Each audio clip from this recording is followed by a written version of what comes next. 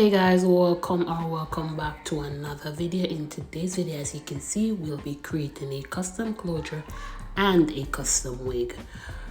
But guys, don't forget to like, share, and subscribe. Tell a friend to subscribe to your girl's channel and enjoy the video. Leave some comments down below and let me know what you think of this unit and if you want me to create more videos like this.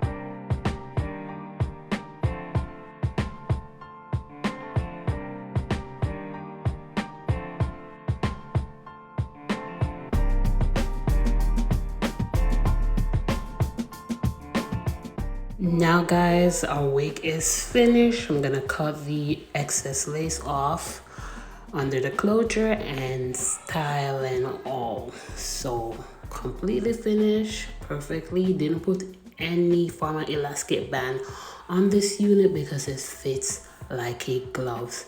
As you can see, we straightening the wig. Straightening wasn't really my favorite. The curls though, the curls definitely give it a pop. Let me know what you guys think of this unit, and remember, let me know what kind of videos you guys want to see so I can start putting out more videos. If you want more wig making videos, we can do that too. Have a wonderful day. Yeah.